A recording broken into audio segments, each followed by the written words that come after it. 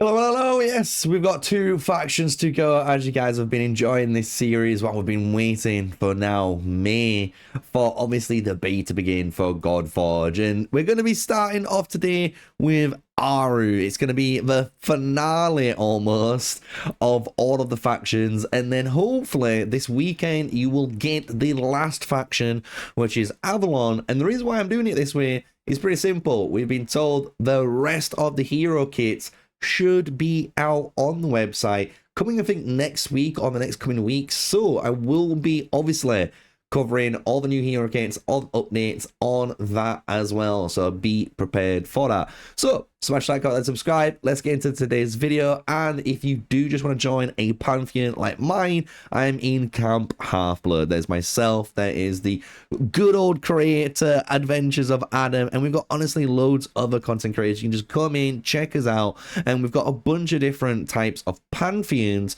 for you. So if you're a casual hardcore degenerate, you're somewhere in the sweet spot, or you just want to learn, guess what, we have something for you. So why not come join us in Camp Half-Blood? And it's all on the Raven Pyrus website, which will be in the link in the description. And for all the newbies, don't worry, today I will be helping you out again like I always kind of do. For any of these buffs or debuffs or disables that we talk about, we should be putting them up on screen, especially if it's something not normal to guess.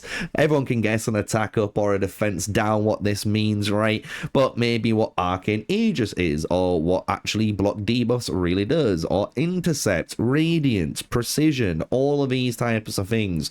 So we're going to be doing that on the AARU factions, I'll say, not the Avalon, that's tomorrow's. So the way we work this is from the commons, uncommons, and up. And as you guys know, I do like covering these just because, yes, they are going to be food heroes. There's always something, though, in their kits that you might just need for a campaign start. And it's kind of just good to know this at the beginning. Just because if you are smashing through and you've got 3 stars on a bunch of them, but you've noticed, oh, on this stage I need a 2-star because I needed this spare, you might be able to get this early on some of the heroes that we've seen. So common wise, we've got Chantress here, and this is just obviously common.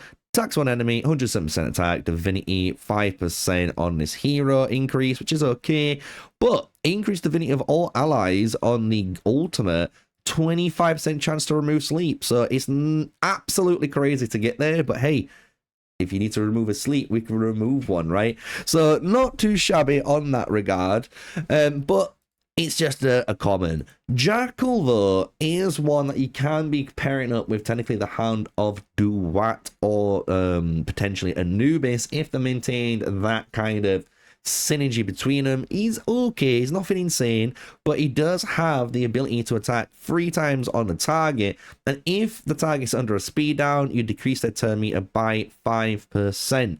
The ultimate's pretty cheap, 900 divinity, and you get divinity by just getting that damage applied to the enemy. It's super easy to do. Place accuracy up 1 on this hero. Attack an enemy for 340%. It's a nice hit. 50% chance though for a speed down 1. So again, if you don't own a hero for some reason that decreases speed and you needed it just for that campaign start, look at this boy, bring him in once you've completed the stage of your main team, and just get that extra 3rd star by getting this one completed. Do you get what I'm saying? So nice and easy there. Pretty good little pickup there for Jackal. You got Medjay, the Desert Nomad. He's a defender in here. Places protection 1 on a random ally, so again, not too shabby for that keyword. And then his ultimate places 150% shield on all allies. Super cheap, 800 to hit. You just need to get hit by enemies, so you're looking for some sort of weapon armor synergy to force Torn, or, you know, some sort of intercept to get them to target him, which is, again, nothing you're going to go and lose sleep over. These are common heroes, but they're options for you alternatively from food. You got the Mummy. This guy actually in Alpha 1 used to be a menace. There was one stage with these mummies that sometimes just one-shot players, and I know that isn't going to be the case now, but this little common hero or uncommon hero attacks 1 enemy, 9% HP, and he destroys maximum HP by 10% of the damage. It isn't too bad, it's okay, but hey, First little iteration, again, early days of getting this. Core has attack one enemy 3 times, so you got a multi-hit in there. Pretty good. May need it for some content, just to burst from some shields just for that task, right? Each hit has a 35% chance to place drain 1. Not too shabby either. A little bit of sustain for your team. Attacks all enemies on the ultimate with a 50% chance to place curse 1. So for the newbies in the chat, don't worry. Drain, if you didn't know, does give you increased damage to the attacker, but you heal 10% of the damage you inflict, which is really cool, man. Just getting that damage, basically life steal almost, onto the target. It's really good. Curse, though, as you can see, reduces incoming healing and the strength of shields by 25%. And even by 25%, the big heals that might be going off isn't happening anymore. So early game, again, just for the keyword, you might need this for the campaign, and it's not too bad on this early hero. So, hey, keep an eye out. Nubian Warrior, we did try this guy too. Quite fun in the alpha. Slayer, he has attack one enemy with a 25% additional crit chance, which allowed you, as you'll see in the rest of his kit, to build him with 75% crit on the gear and just go as much damage with strong hits and so forth as possible. And his core attacks one enemy 3 times, a nice little multi-hit, 25% additional chance to critical hit, and each crit increases his hero's turn meter. So it is a nice little bop here, and you can do some fun, definitely memey stuff for content with like this skill alone. The ultimate attacks all enemies with a 25% chance, again, crit, so you can build him with that 75% chance gear, but gain an extra turn if this ability defeats an enemy. So you can see we can do some kind of crazy and fun things again just with this hero. He was super fun just to build and have a meme team around, but it does showcase some of the uncommons here. Can do kind of some funky things outside of being just the keyword generator. But as you guys know, these 5 heroes definitely will be more on the food list if you didn't want to go for the memes. So let's move up into the rares now, and we've got the epics to come with the legendaries. And if you're again new to this channel, new to this series, I have been covering all of the factions, and I've always worked from the bottom all the way up because I think it's just good to get that understanding that you're not going to get all the late game heroes. You're going to need some early game heroes too for your campaign, for your tower pushing, for the different dungeon bosses, even the clan boss, all of that jazz. So it's really good just to keep a lookout on every single one. And Ankia is definitely one to keep an eye on.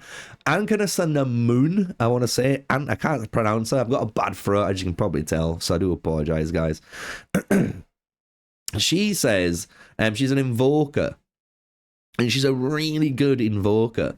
Basic ability, attacks one enemy, and then you place initiative up 1 on herself, which allows her to get to her ultimate sooner, which is a pretty good ultimate. The core ability, though, remove 1 random debuff from all allies, which is huge. But then you place a block debuff on all allies for 1 turn. And with an Awakening 5, you also heal all allies for 10% of their HP.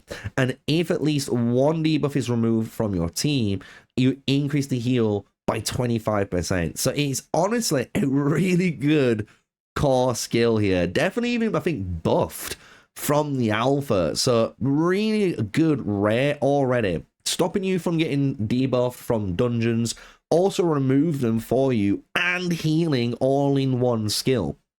And then her ultimate places a shield for 20% HP on all allies, and you increase the duration of a random buff on each ally by 1 turn. I'm just saying, the fact that you got buff extension, she can heal, block debuffs, she can shield too, and she does it, she fuels herself to get there with the initiative up 1 is huge. And you can see her divinity generators whenever an ally uses an ultimate. So if you're firing off ultimates, she's firing off ultimates too. She's just chasing up with you, which is sick. The passive of her says place Phoenix on an ally for 2 turns when they fall below 50%. That is crazy. Just think, on the Phoenix game here for all the newbies, if a hero is defeated, you revive them with 50% HP, 50% turn meter, and then obviously the Phoenix drops off. It's a free revive baked into a passive as well. Like, I'm just saying, really strong rare hero here. And this is something we did play with in the alpha, so I can definitely vouch for her. If you pull her and you want to get out of using Isolde, which is more of a mend-based healer, which does provide some really strong buffs too, Ank is a very good alternative in that rare slot. So don't sleep on this hero. She's definitely great in the game. Babby is the next one, and we've seen a bit of Babby gameplay on the Fateless channel, and he seemed to be pretty good too, and we can kind of see why here. We don't know what the Awakening 5 is.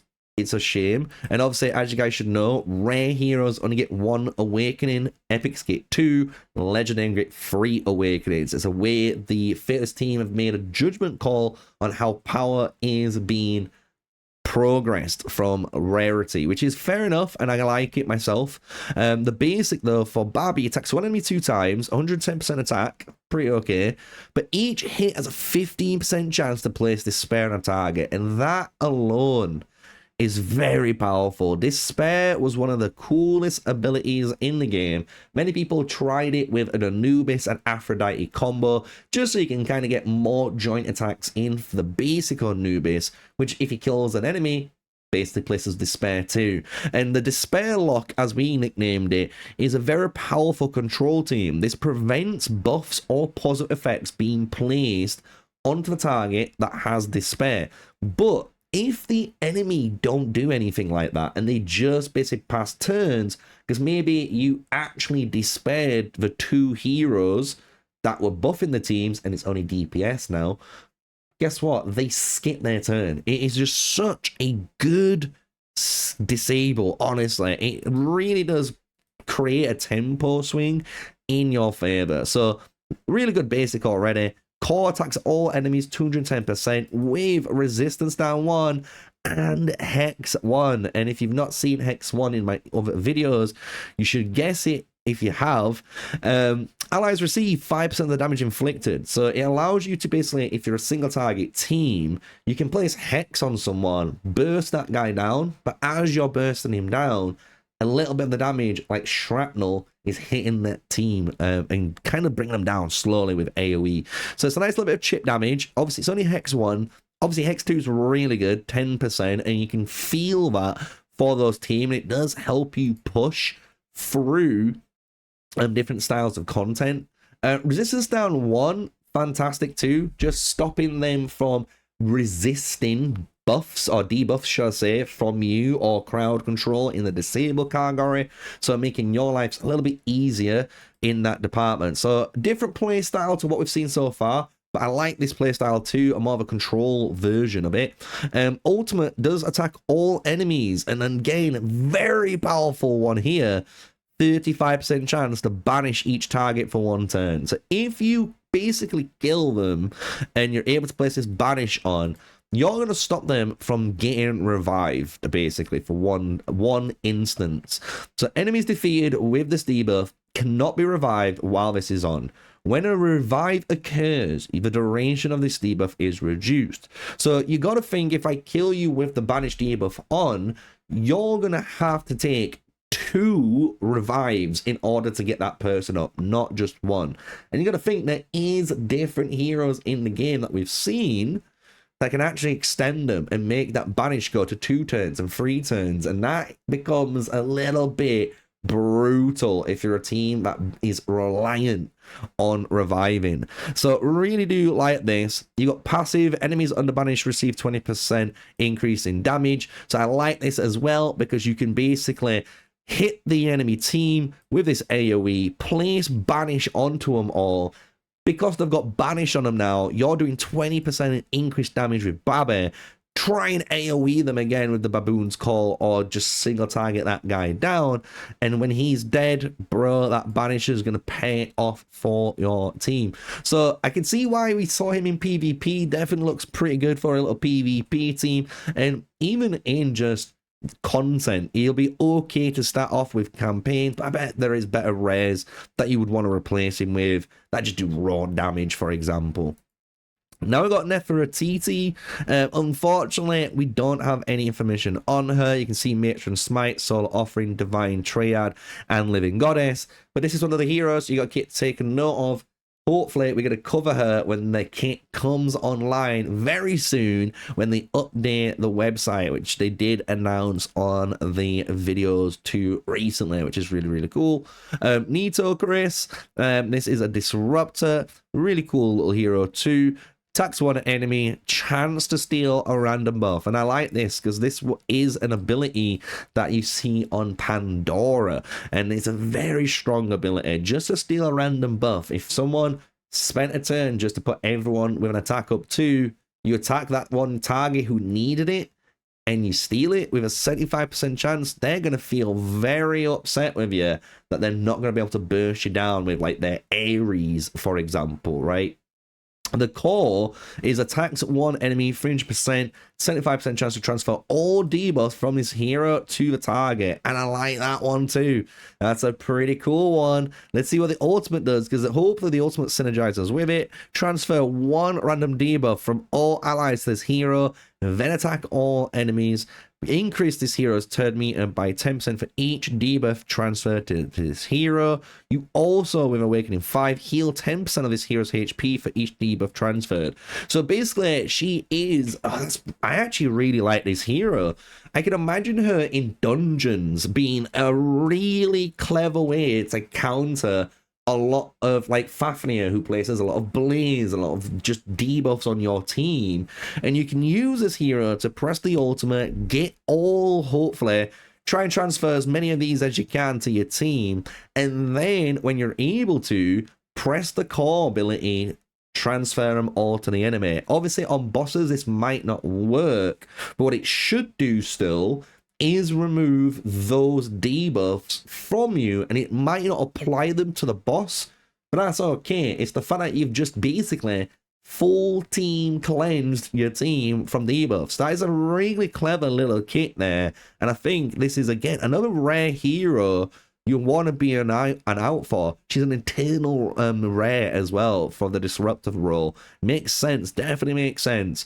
The passive at the start of this hero's turn steals 10% divinity from the enemy with the highest turn meter too. Not too bad. So if they're about to take turn and they might have almost their ultimate, you try and delay it so they can't do it maybe a turn later, for example, over time. So again, I actually don't mind this kit. Pretty good kit to keep an eye out for. Nitochris, I want to say. Nitochris. Not too shabby. Eternal rare. And with that accuracy leader bonus on her. Did I mention this? I do apologize. Nefertiti with the initiative leader bonus too. So really, really big. Ramses. Starter hero. Attack bonus on the leader, as we saw there. And he is a good hero.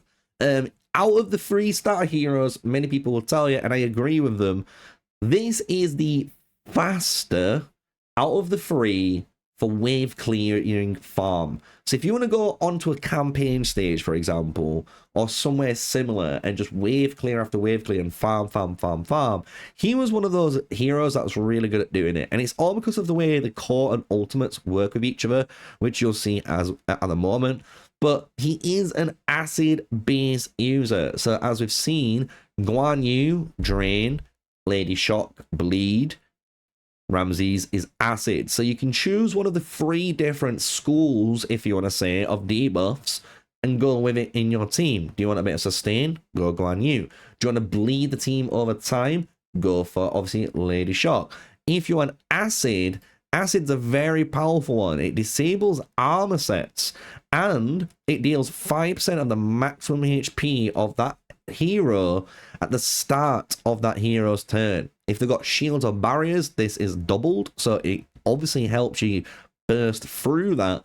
And it is a very strong keyword. You got to think in PvP, getting acid on someone is just going to stop them from basically working, which is massive in terms of tempo swing.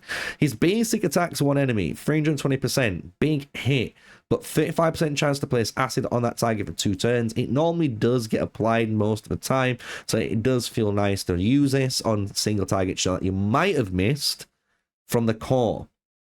The core attacks all enemies for 420%, which is nuts, but with a 25% chance to strong hit. So it increases its odds of not being just normal damage, but it'll be a strong hit, which amplifies it 1 time. And if you crit, you can have a critical strong hit. And that is the maximum that you're going to see basically a hero do in 1 burst. It's nutty when you see that. But 80% chance to place acid on each target for 2 turns. So you're going to get 2 procs of that 5% max HP. You're also disabling their armor sets for 2 turns, which is huge. Plus, you're nuking them. It's a massive nuke, that. So it's a really good way, honestly, to wave clear just with this core. And what makes it even better is the ultimate, because the ultimate also attacks all enemies 500%. It's bonkers how big that is.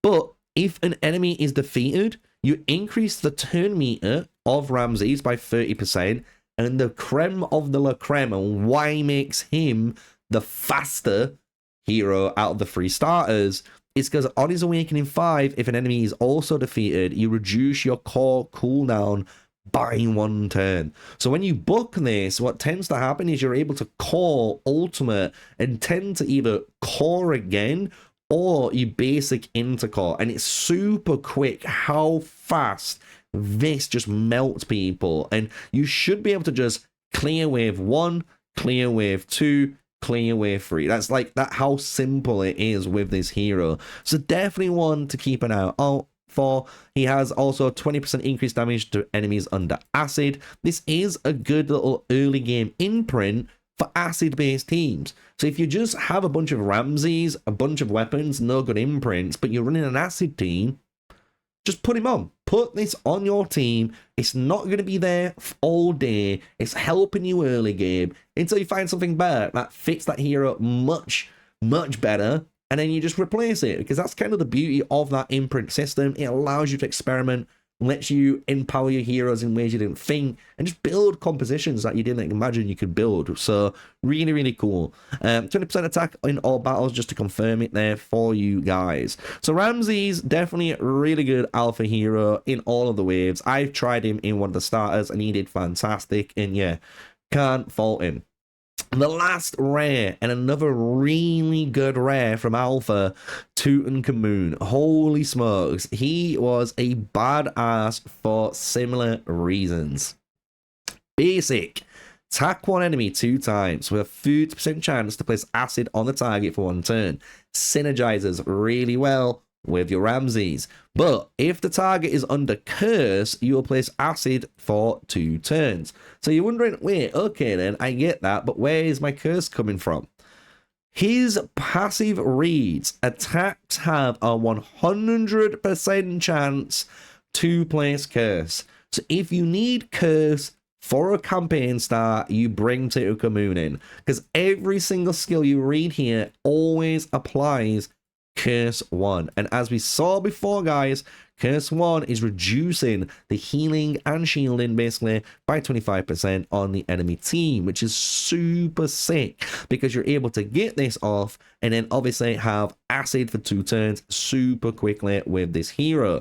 The core attacks all enemies 300%, 50% chance to extend the duration of curses and acids on the team. So as you can see with a Ramses and a Tutankhamun, bro, you can get acid going for 4-5+ turns and have this nice rotation of skills to maintain it, and you are gonna be cooking with gas. It's a different play style than what people probably are used to, but it is a really cool playstyle that you're able to do.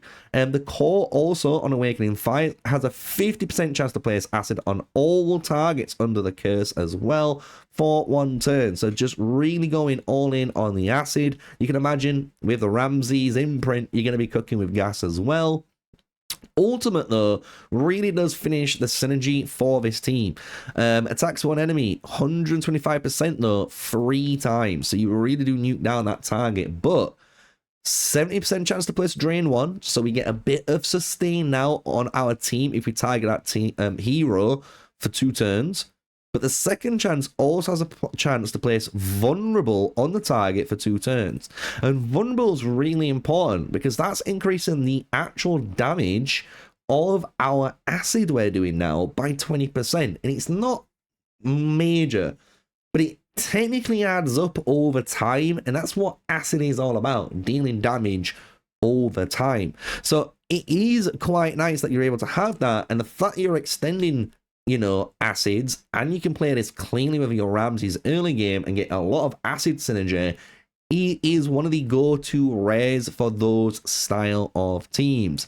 If we just read the last line of text, if the target is under Vulnerable and Curse, which is the same 2 at the same time, you actually activate an instance of acid, so they take even more damage on there. It's 800 Divinity, and guess what? You gain it when enemies are damaged by acid. It's the easiest thing in the world. So really, really powerful. You can get his imprint, which is a 50% chance to do Curse 1, which is good early game 2, randomly, and he gives you 12% crit in those dungeon battles. So if you really want to be greedy, you can try it, get less crit percentage on your team, run him to bring that 100% up, and try and get a bit more speed, a bit more attack stats, or whatever you need for your team, and get cooking with gas on dungeon battles alone.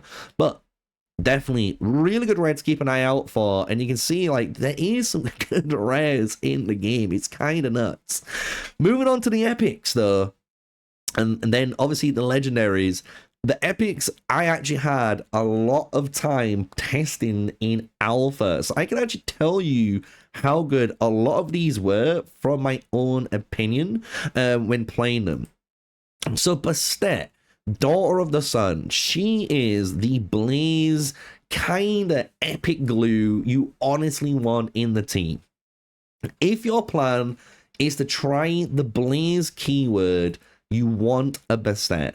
Blaze is all about, as you read, inflicting maximum HP to each hero on the team. This is doubled for the hero taking a turn. So if you put Blaze on a target, everyone on the team takes 1% of their maximum HP of that hero. But you also, for that hero, takes 2%. It's kind of doubled. And it's a way of doing damage over time different to other of the damage effects that we've seen, like our Hex effect and like even our Acid effect, for example. It's a different take on it. And it's really cool because there's a lot of good Blaze heroes in the game. Bastet being one of them.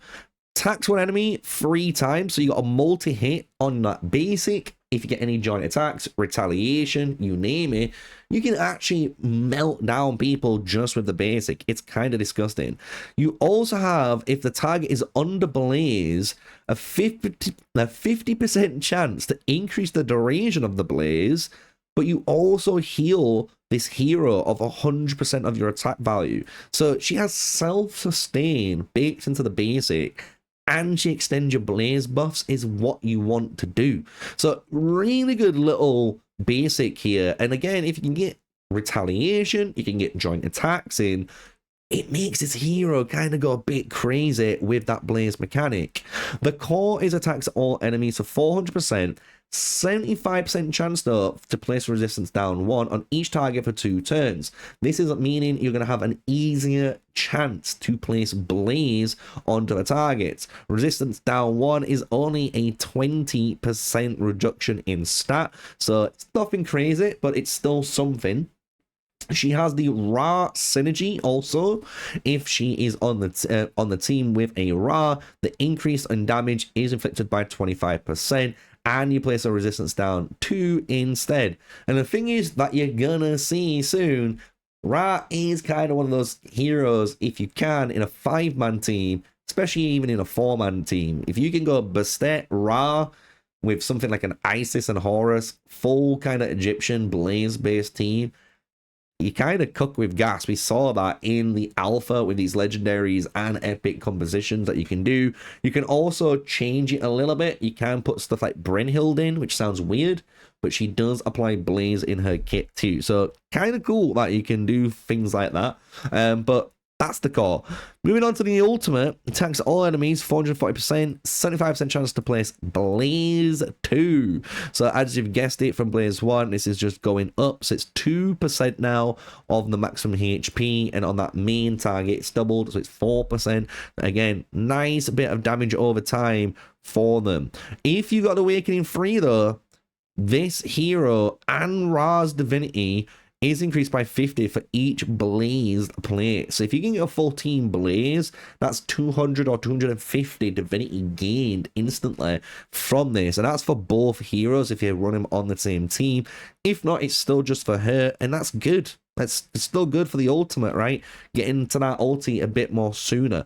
The passive as well increases hero's turn meter by 5% when inflicting damage to enemies under blaze, so you get to keep going and faster. Love that. Love taking in turns in out of turn order.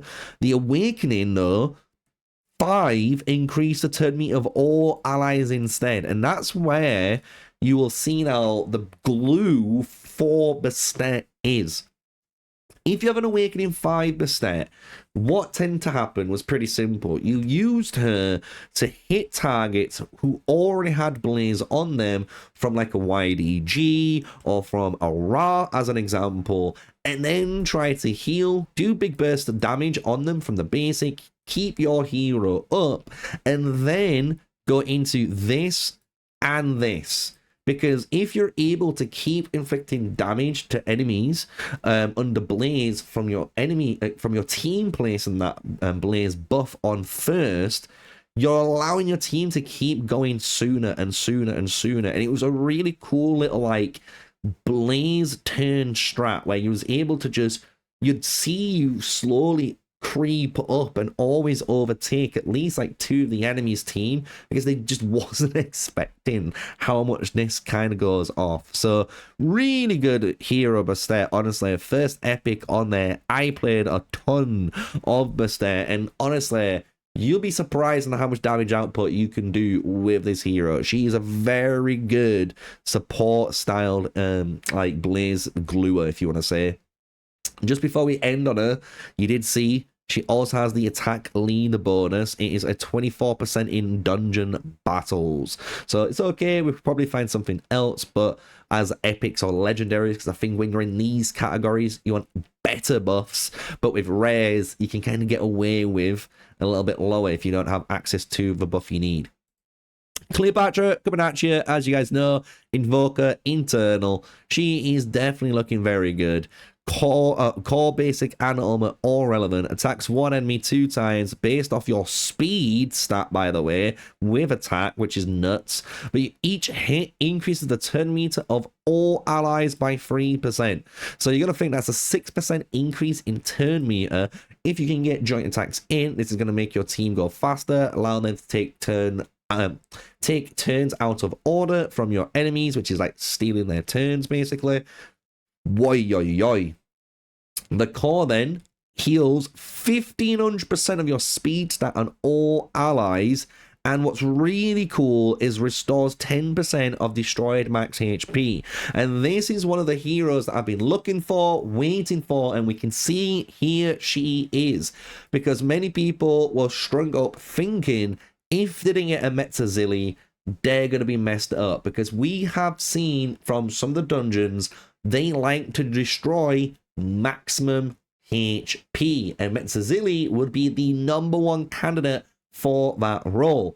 However, if you don't pull one, because she's a legendary hero, you have way more chance trying to pull this rare Eternal. Even though it's Eternal, it's a rare Eternal, which is so much more easier to try and hit compared to obviously a legendary hero in this game. And if you can pull her, having that 10% restore on that destroyed max HP with a massive baked in heal on all allies on the core is exactly what you're going to need for those dungeons. So really good dungeon healer already, allowing you to get more turns on before the boss turn takes his, able to counter them really well.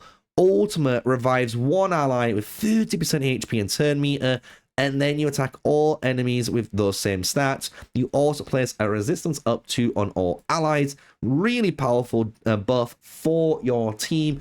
If you're increasing your resistance stats, you're hoping then your team doesn't get debuffed by the boss that you're definitely going to be fighting. So really, really like this hero. Honestly, one of the epic heroes I am definitely keeping an eye out for in this game. When a buff on an ally expires or is removed, you restore 5% of the destroyed max HP as well. This is the passive. The Awakening 5 is a divinity increase as well by 50. Not too shabby, guys. Not too shabby. Just before I forget, I do apologize. I didn't mention it. Awakening 3, resistance up to on the ultimate cannot be removed. So again, this whole kit is screaming to me, bring me in dungeon battles, bring me in, you're gonna need me. And I can't wait to pull this epic. This is epic, right? Epic hero, holy sick. So actually, no, is she gonna be that easy to pull then, actually? Well, in theory, yes, still easier to pull than MrSneakyy. She's not a rare. For some reason I said rare. I do apologize. I bet you all you guys are typing in chat like, Sneaky, how did you not, why did you say that? Me misspeaking, me just misthinking, right? But even being an epic eternal, I still think you got better chance getting her over a legendary. And if you get her, game changing, definitely game changing on your account. 24% HP as well in dungeons, huge. Making sure you're definitely surviving out there in your team. Definitely want Cleopatra on your account, I'm telling you now. Hound of Duat, good hero from the old alpha. Actually, he's an offensive defender that is honestly as offensive as you want him to be. He's all about dealing damage, and when he deals damage, that's how he helps your team. So basic, places accuracy up 1 on himself, which is okay. Then attacks the enemies with a 50% chance to place speed down 1 onto the target for 1 turn.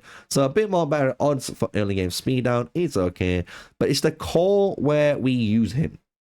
Attack 1 enemy, then place a shield on all allies of 25% of the damage inflicted. And the scaling on this is 220% of your defense stat and 120% attack. So if you do get a strong hit, you honestly do this big ass burst shield onto your team. And it's a nice little shield here, because when you look at the ultimate, you place retaliate on his hero for 1 turn, protection 2 on all other allies for 1 turn, and if Jackal or Anubis are on the team, you place intercepts on them for 1 turn. You also place Phoenix on his hero on Awakening 5 for 1 turn. So really good little hero here.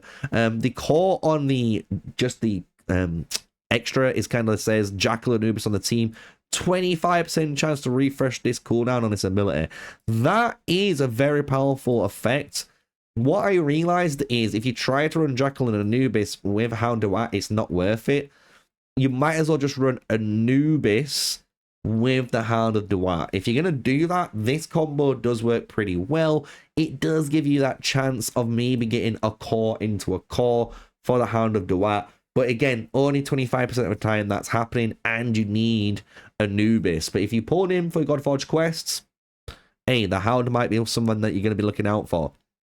Passive, when attacking enemies, place barrier on his hero for 10% of the damage inflicted. So again, you can see really good sustain on himself, able to basically protect your enemies because of that, and have retaliate on this.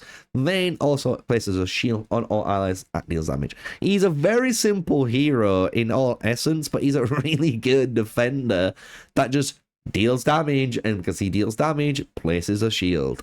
Emotep, another all-star of the alpha. People really like this hero, and so do I. I think he was a very powerful hero people kind of ignored. He has a basic that's a little bit underwhelming, but it's everything else in the kit is why you use him. And the basic attacks one enemy, 140% attack, increases the divinity of this hero by 5%. Lets you get to the ultimate a little bit sooner. But the core is where this hero is at. The Awakening 3 places block debuffs on all allies for 1 turn. You also, with the core now, heal all allies 25% of their max HP and place Stalwart for each ally for 1 turn. So just think now, we are placing Stalwart. We are immune to the first instance of damage. So here we go. This hero is immune to disables.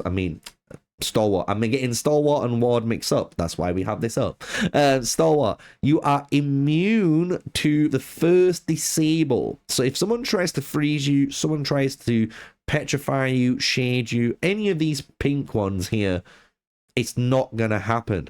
But at the same time, you block debuffs. So any of these red effects that the enemies might try to place on you is also blocked. So you got to think, you protect your team from debuffs, you protect your team from disables, and you heal all allies of 25% of their max HP.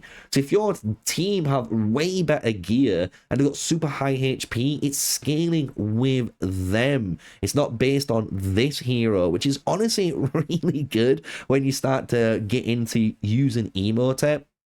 The ultimate also really powerful, places Radiance 2 on all allies for 1 turn, and Radiance 2 is reducing the damage and reflecting damage back here by 20% to the enemies. So really good skill. Then also reduces each target's divinity cost by 3%. This is a reduction that stacks to 9% because it's 3 stacks that it goes up to. But at Awakening 5, it's 6. So you go 6, 12, 18% divinity reduction on your team.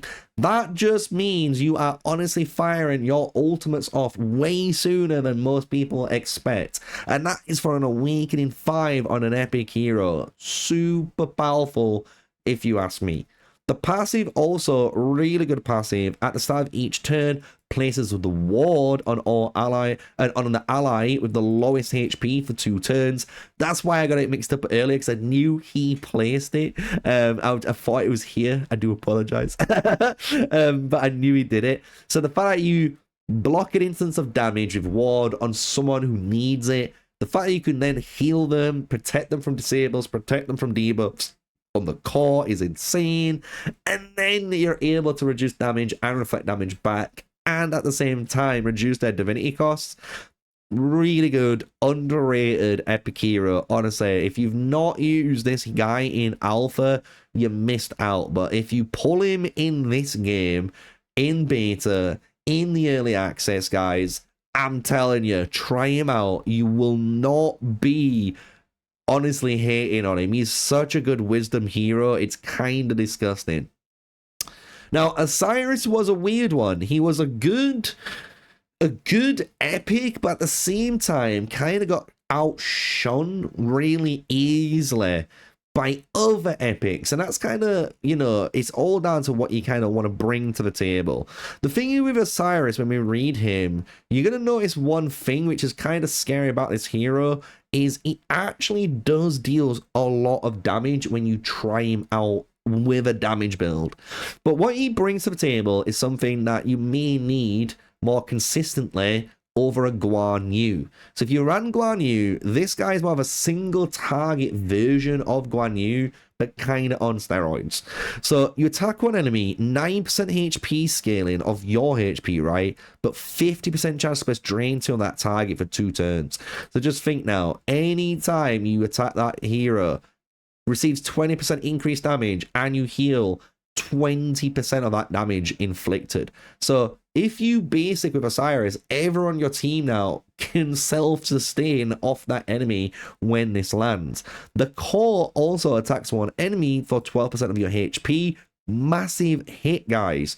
But 50% chance to place Curse 2 on the target for 2 turns, and then you heal this hero for 20% of the damage inflicted.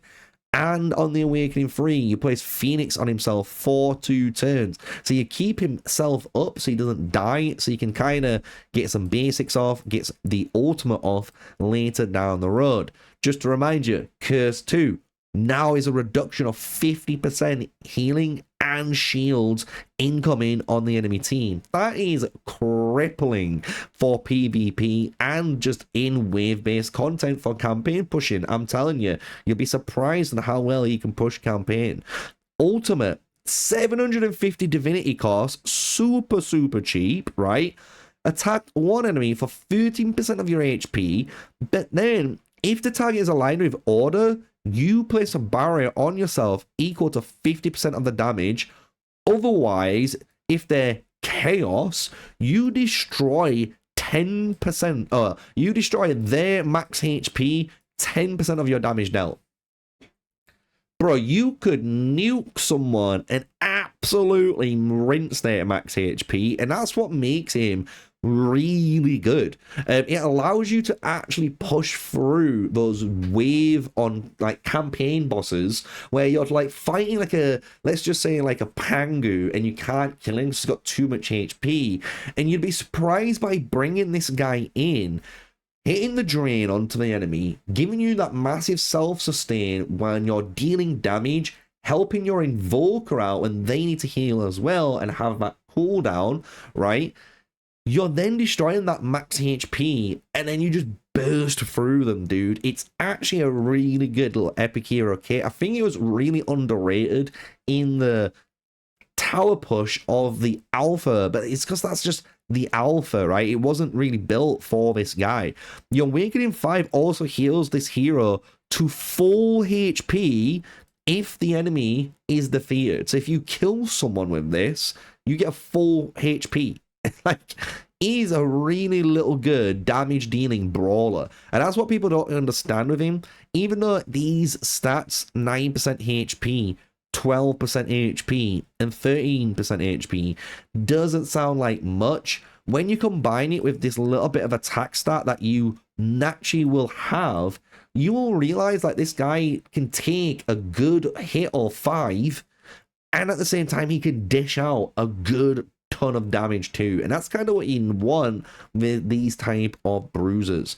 The passive says when above 50% HP, you increase the damage inflicted by 20%. Otherwise, when you go below 50%, you decrease your damage by 20%. So you can kind of see why he's an all-in hero and how he can deal so much damage, because when you're above this 50% threshold, everything is increased by 20%. If you are wondering for your divinity, when an enemy falls below 50%, you gain 100. It's a lot of divinity, guys, for just such an easy requirement for just doing your job. And you get a 20% HP in all battles, which scales all of your brawlers up too when you need it. Yeah, good. He's a good epic hero. I used him in alpha. I was really impressed by him, but you will find other epic heroes that can just deal just as much damage or just do a little bit something else, which might, you know, you might find it more fun. For example, like a Gilgamesh, you might find a Gilgamesh a bit more fun, right? So really cool little hero here. Moving on to the final one, Epic Set, and this was a really interesting hero in the alpha wave 1 that actually saw use from myself for one explicit reason, and it gave me an eye-opener for the future for this hero. We'll see if he's changed, but I don't think he has. So the basic says, attack one enemy, 50% chance to place an initiative down 2 on a target for 1 turn.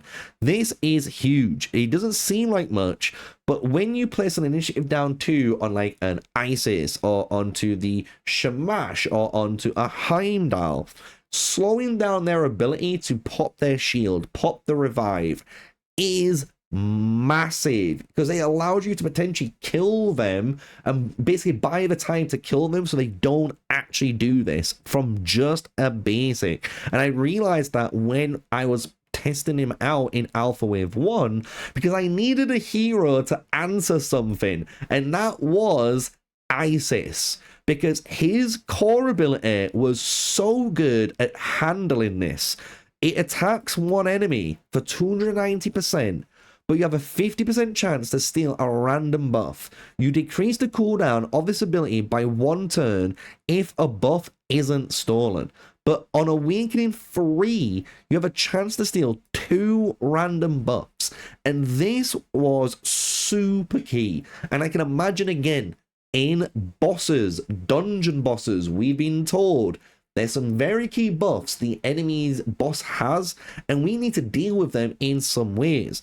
And Set is definitely going to be trying, I'm going to trial him anyway, as one of them. Because you can steal these buffs and just get them on yourself, and they don't have it, and it just deals with it there and then. And the cool thing is, I had to do this, like I said, in Alpha Wave 1. Anyone knows Alpha Wave 1, floor 143, I want to say, or 144. You went against double ISIS, double Horus, and for majority of players, it was unkillable. You could not kill it, you could not push through, you did not know how to kill them or burst through them with as much damage as you could before, as you guys knew, the ISIS bug happened and they had like 3-5 stacks of mend and stuff. Well, the crazy thing is, you could actually use Set.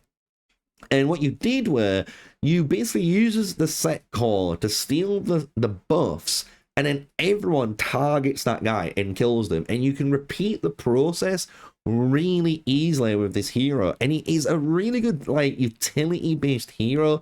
He's not there to deal damage. He's not there to heal or all. His main job is honestly this. And he does it so well because the ultimate synergizes with it.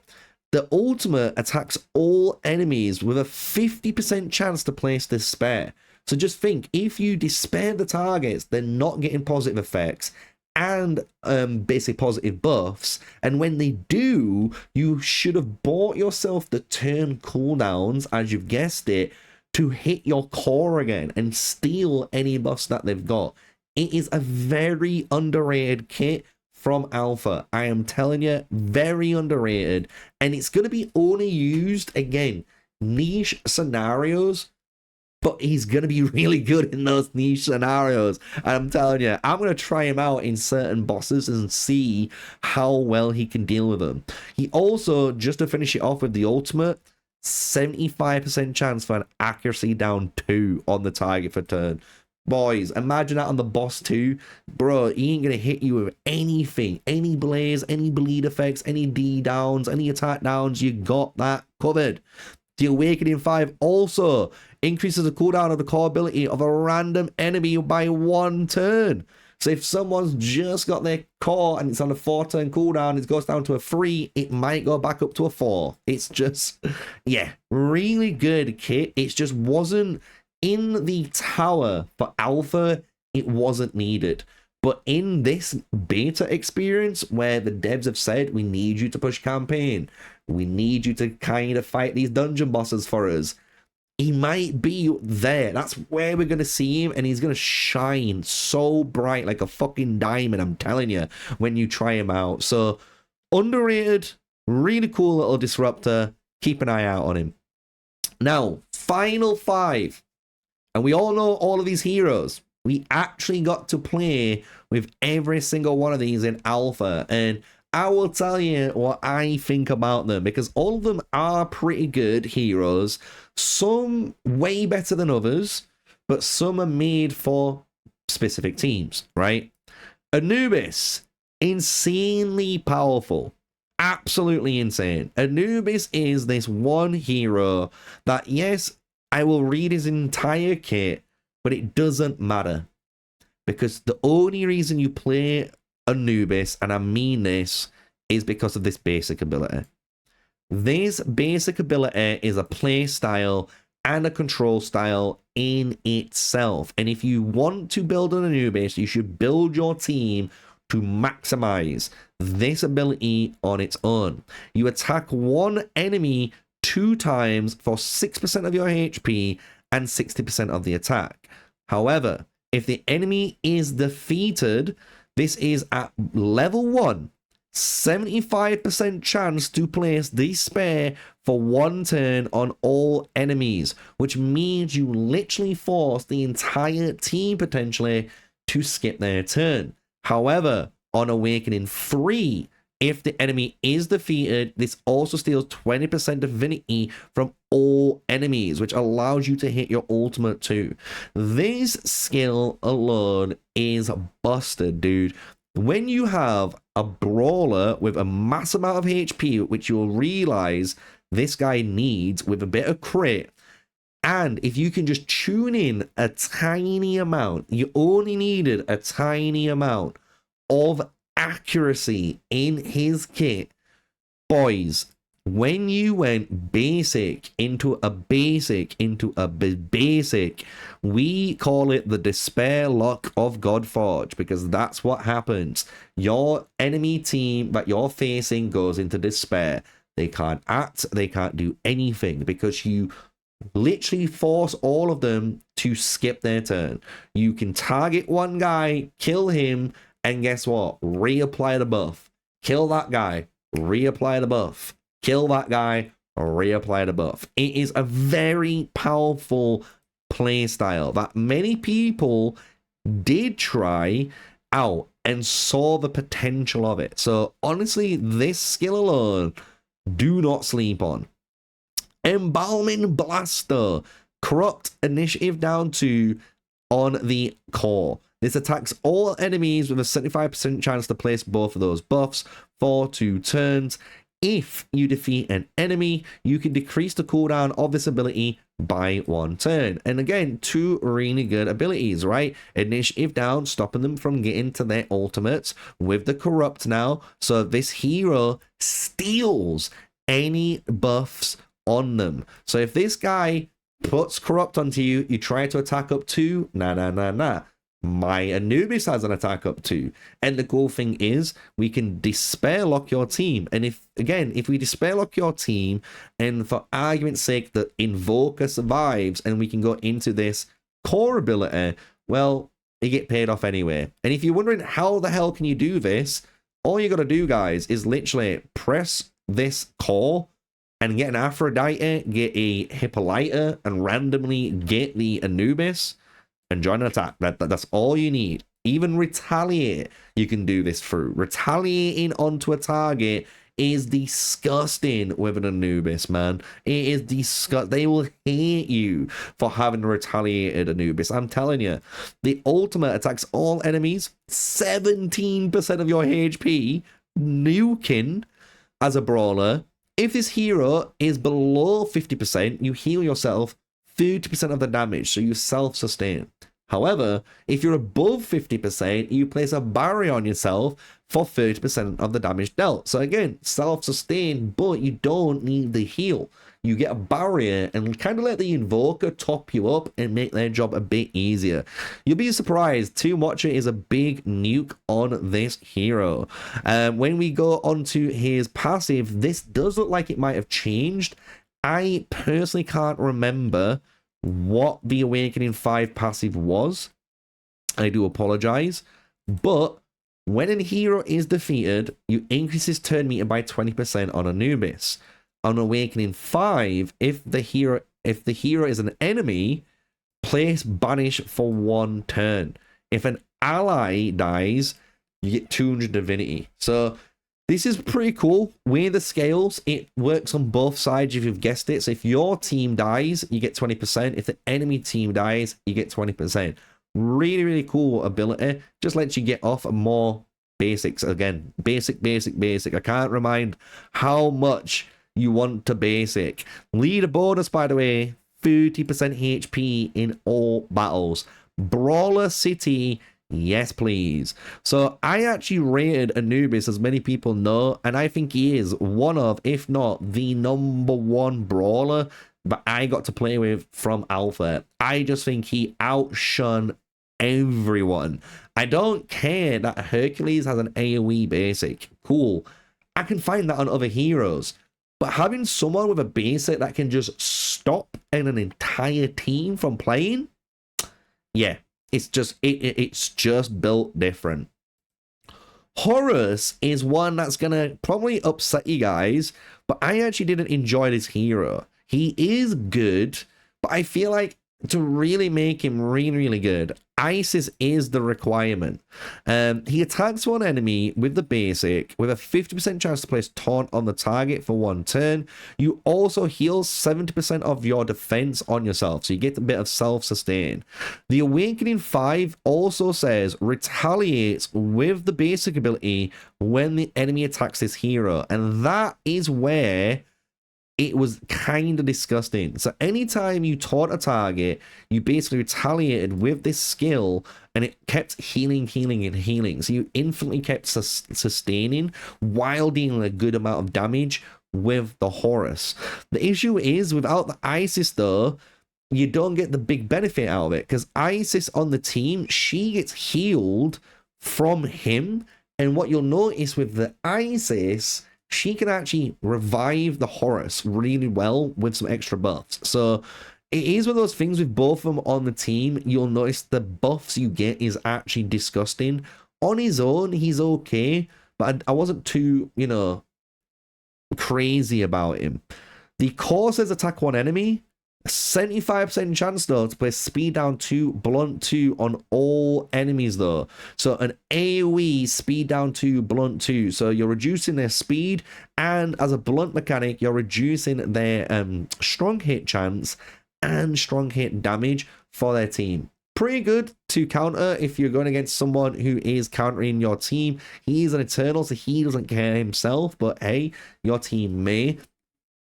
Ultimate, place a shield, 300% defense on all allies, and that's it. That is it. Then had an 80% chance to place taunt for 2 turns on all enemies. That's your ultimate, because if Isis is on the team though, the shield cannot be removed, and it becomes 30% fucking stronger, boys and girls. It's insane. At Awakening 1, at the start of the wave, you place taunt on all enemies for 1 turn. So as you can see now, this is where the kit really shines, but you want Isis in the team, because the way it works is you forcibly put taunt on the teams. You make them attack the Horus. Horus retaliates with his basic ability all the time, which is constantly sustaining the Isis up, which means she never can die. And because she never dies, she can constantly heal the entire team. She can revive the team. She can also steal a buff and apply it to everyone on the team. So it's one of those combos where you put Isis and Horus, and it is just built different. But on his own, he's all right. He's good. He can do the job. I honestly think, though, there's better defenders out there that you might just want overall than this guy. The passive is when this hero is attacked by enemies under taunt, you increase the turn meter of all allies by 5%. And the Awakening says you increase the damage of this hero's ultimate by 3%. So definitely not bad. He's not bad by any means. 33% defense in all battles as well. Leader bonus really leans into the defenders. I just think, like I said, he's really good with Isis. So Isis here is obscene, and Isis is so good on her own that honestly, even without Horus, you can see why she's so strong.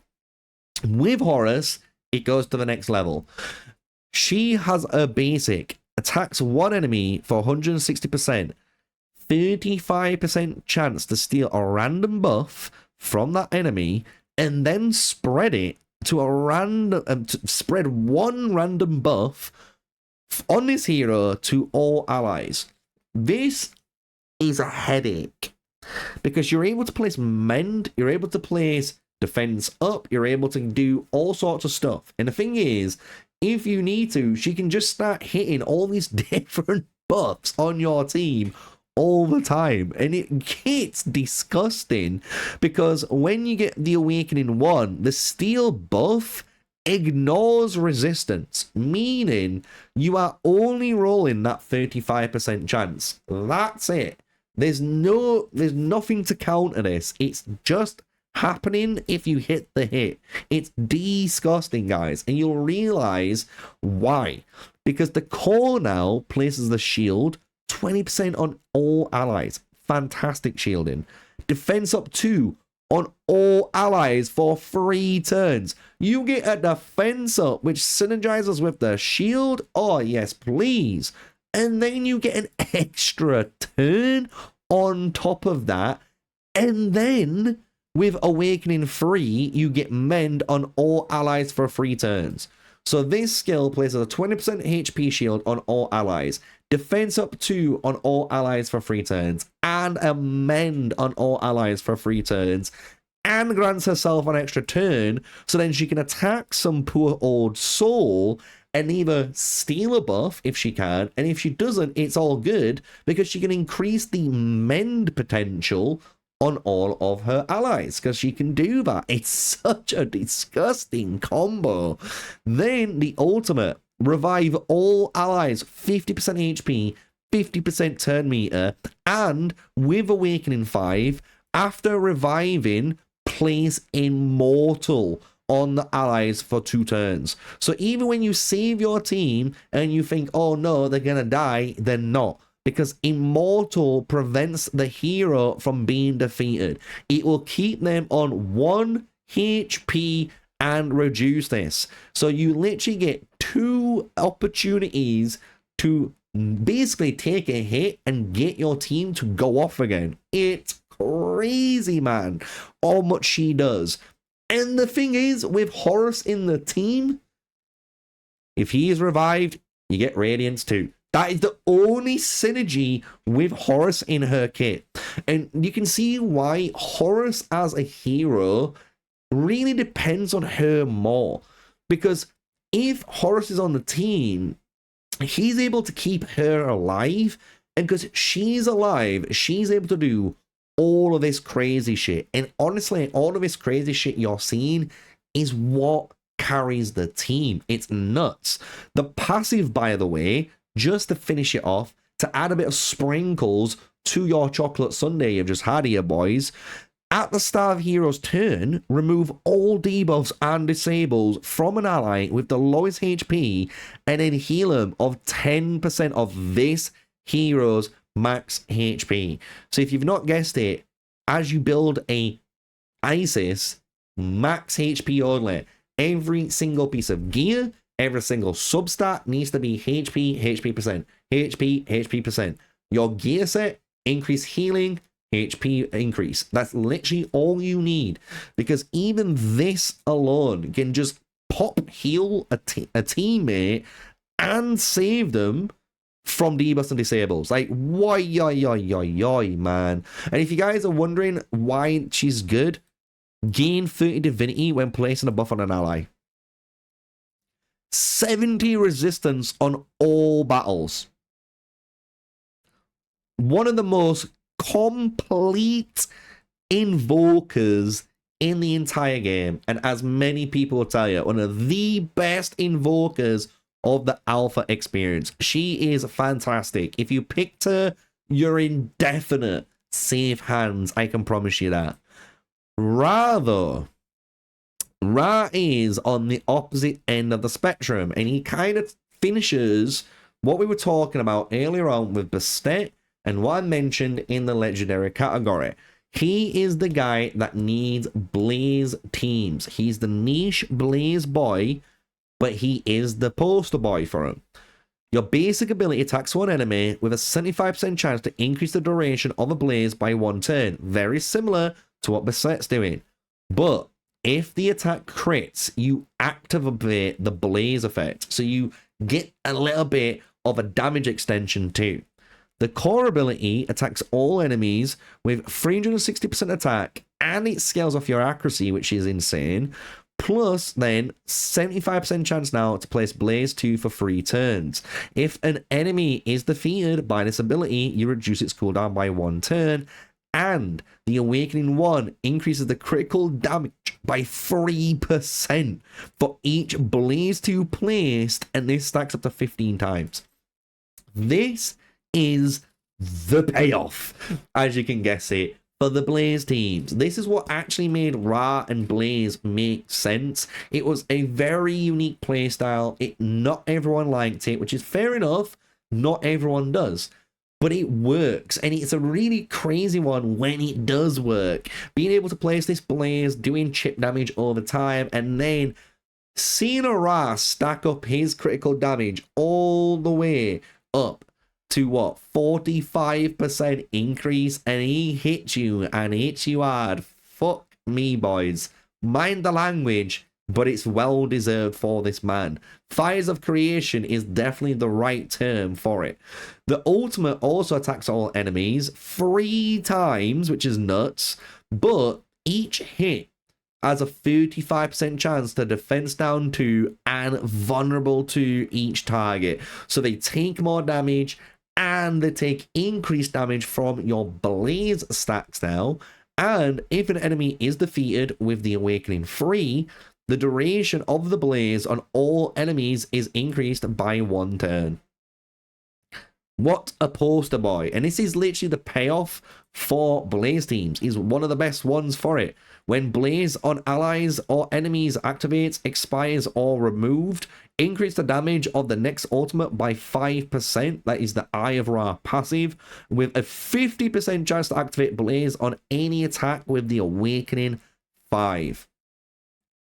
If you want damage, you want Blaze, you want the guys, I'm telling you, Ra is the guy for you, until maybe you see someone like YDG, which we'll see in the next video for the Avalon faction. So if you guys have enjoyed, obviously, today's video, before we finish up with the last hero, the Sphinx, for the AARU faction, remember, smash like, comment, and subscribe. We're doing this for all the factions, and we've honestly done them all so far. Just one list to go, and then it's finished. And then we can just do all of the new stuff that comes out, and maybe check out some of my favorite rares, some of my favorite epics, some of my favorite legendaries in like a top 5, top 10 shell that I would keep an eye out for, right?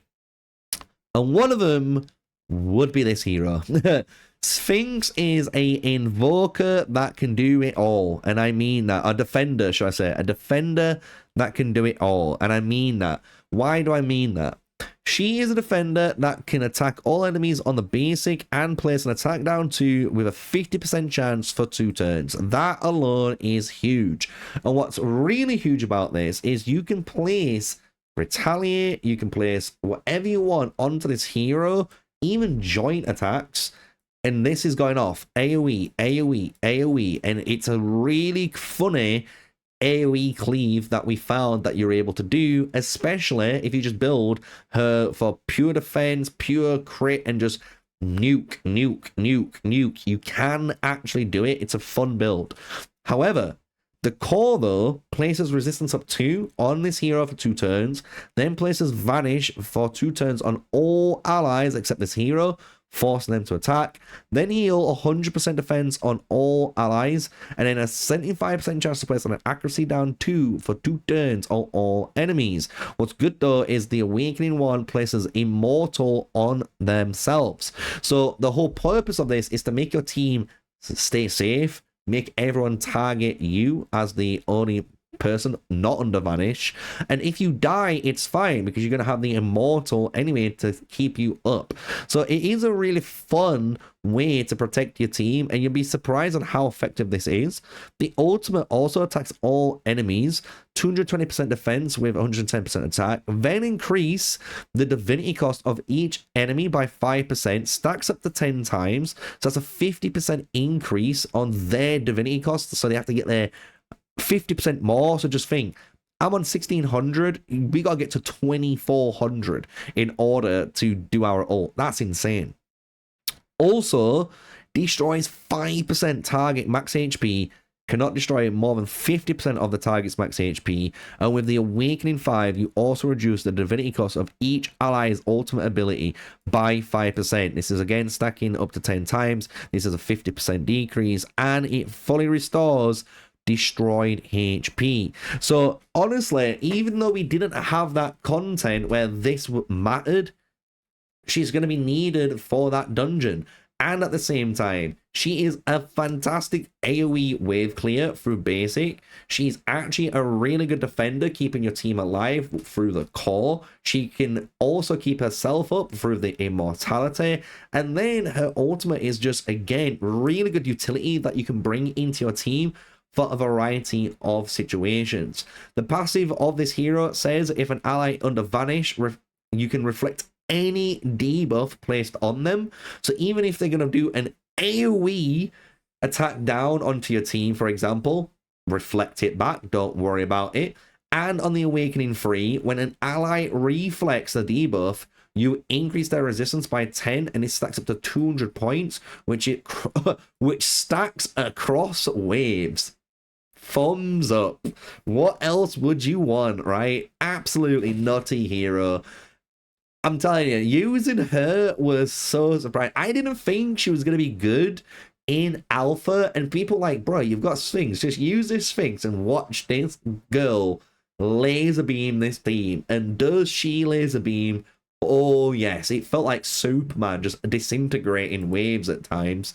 So, fantastic legendary lineup. Honestly, the AARU faction has so far. Is this the only legendaries they're going to have? Who knows? Maybe we get to see some more in the future when we get the Hero Index update. We don't know. But definitely solid roster from bottom all the way to the top. So, let me know what you guys think about that. I don't know why I clicked on that one. I do apologize. That's my other one. It is what it is. But if you guys enjoyed the channel, smash like, comment, and subscribe. We've only got one last faction to deal with, and it's technically my hometown, as you guys know. It's the Avalons. It's all of the British home learning. You know, we've got the Welsh Red Dragon up here, so it's gonna be a banger. We've even got Adam's waifu Isolde on screen too, so this is gonna come out this weekend, so keep an eye out for it. And obviously, hopefully you enjoy the content. So until then, you know what to do, guys. Stay safe, stay sneaky, peace out.